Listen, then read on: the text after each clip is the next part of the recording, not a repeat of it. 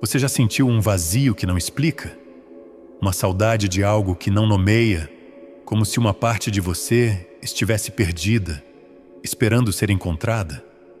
Durante séculos, nos contaram que Eva, a primeira mulher, nasceu de uma costela de Adão, um osso pequeno, quase insignificante. Mas e se essa história estiver errada?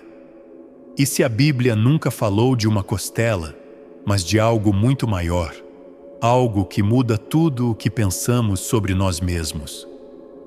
No texto hebraico mais antigo do Gênesis, a palavra usada não é costela, é tsela, um termo que significa lado, face oculta ou suporte essencial. Imagine Adão, não apenas um homem, mas um ser completo, um reflexo do divino, adormecido em um transe sagrado. Deus não retira dele um fragmento qualquer, mas um lado inteiro, a parte invisível, o mistério que ele ainda não conhecia. E desse lado nasce Eva, não como um pedaço menor, mas como um espelho, a revelação do que estava escondido. Essa história não é sobre um osso, é sobre você, sobre o que você perdeu e o que está pronto para reencontrar. Essa má tradução de tsela não é só um erro linguístico, é um véu que escondeu uma verdade profunda. Todos nós carregamos um lado perdido, uma parte de nós que foi separada, não para nos diminuir, mas para nos ensinar a nos reconhecer. Eva não é apenas uma mulher, ela é o símbolo do que esquecemos, o intuitivo, o sensível, o sagrado dentro de nós. E se a jornada de Adão e Eva for também a sua, uma busca para reunir o que foi dividido, para se tornar inteiro novamente, hoje vamos atravessar esse véu, não para negar o que foi ensinado, mas para ouvir o que o texto original sussurra.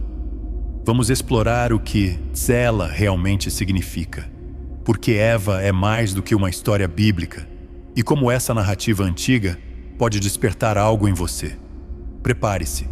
Essa não é uma história sobre o passado. É um chamado para o presente, para o momento em que você começa a lembrar quem realmente é. Capítulo 1. A palavra mal entendida. No coração do Gênesis, há uma palavra que mudou o destino de uma história. Tsela. Por séculos, traduções da Bíblia transformaram tsela em costela, criando a imagem de Eva como uma parte pequena, quase descartável, retirada de Adão. Mas o texto hebraico conta outra história. Tsela não significa um osso, significa lado, flanco ou suporte estrutural, como as laterais de um templo ou as encostas de uma montanha. É a base que sustenta o todo, a face oculta que dá equilíbrio. No hebraico, tselamon aparece dezenas de vezes, quase sempre descrevendo algo essencial. No Êxodo, é o lado do tabernáculo, o espaço onde a presença divina repousa. No Livro dos Reis, é o flanco de um altar sagrado. Nunca é algo trivial. Quando o Gênesis diz que Deus tomou a tsela de Adão, não está falando de um detalhe anatômico. Está falando de uma divisão profunda, um ato cósmico que separou o ser em duas partes, para revelar sua totalidade. Eva, então, não é feita de um resto. Ela é formada de um lado inteiro, tão vital quanto o que ficou com Adão. Essa má tradução começou há milhares de anos. Quando os escribas gregos traduziram a Bíblia para a Septuaginta, usaram pleura, uma palavra ambígua que pode significar tanto lado quanto costela. Mais tarde, na Vulgata Latina, pleura virou costa, costela. O que era um símbolo de igualdade e completude, virou uma narrativa de subordinação. Eva passou a ser vista como secundária, derivada, menor. Mas o texto original não diz isso.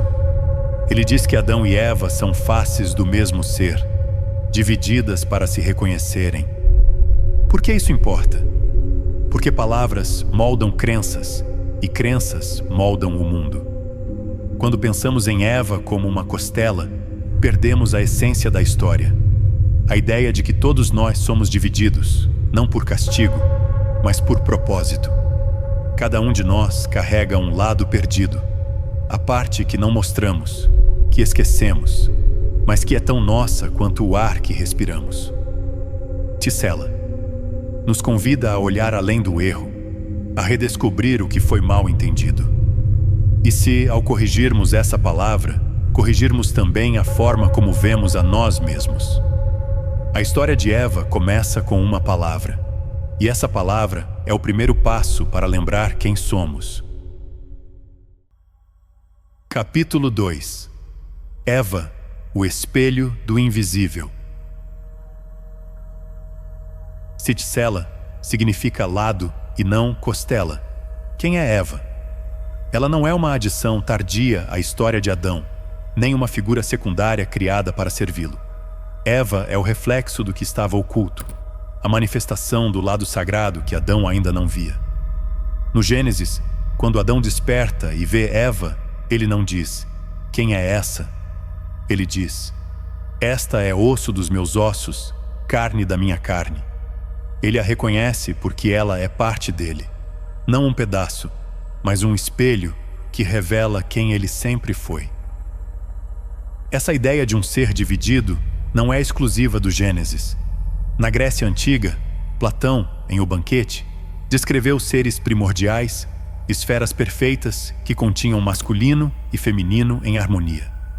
Por serem tão completos, os deuses os dividiram, e desde então cada metade busca sua outra parte, não por desejo físico, mas por uma memória espiritual.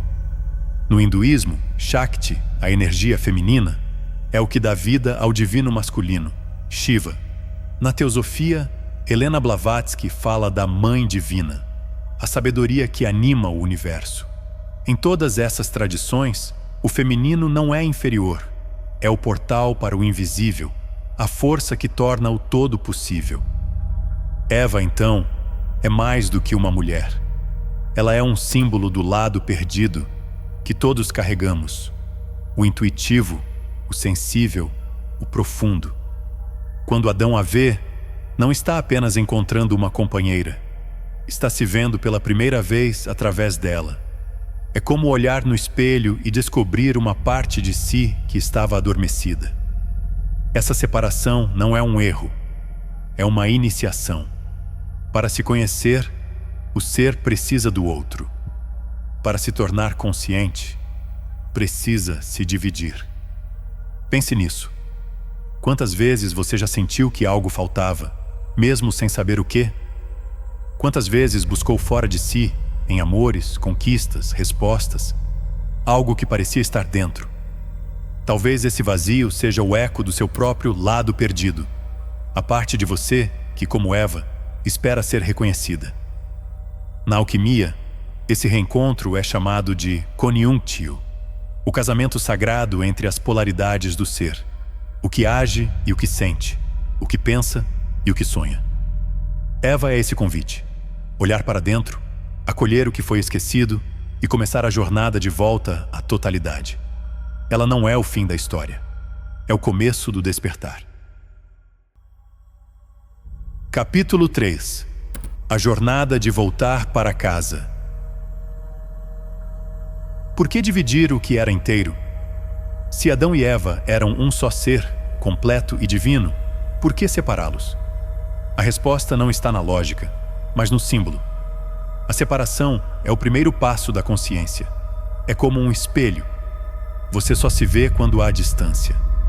Adão e Eva são o reflexo disso. A dualidade que nasce para que o um possa se reconhecer. E essa história não é só deles, é sua. Todos nós vivemos essa divisão.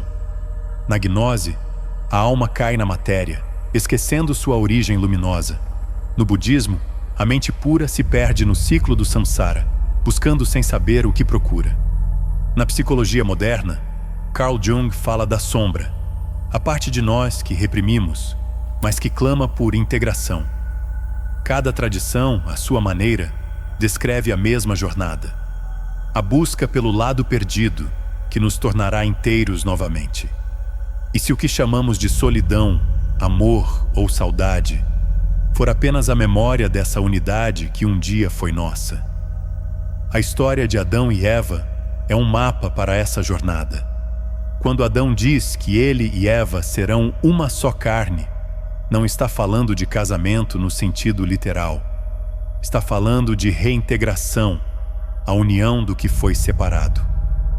Esse é o casamento alquímico que os antigos descreviam, onde o sol e a lua, o rei e a rainha, se encontram para criar algo maior. E isso não acontece apenas no amor humano. Acontece dentro de você quando você acolhe todas as suas partes, o que mostra e o que esconde, o que constrói e o que sonha. Como começar? Olhe para os momentos em que sente um vazio, uma inquietação. Pergunte-se: o que estou buscando? Talvez seja a parte de você que silenciou. Sua intuição, sua vulnerabilidade, sua conexão com algo maior. Tente um exercício simples.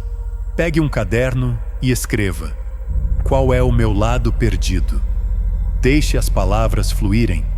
O que surgir pode ser o primeiro passo para reconhecer o que está adormecido.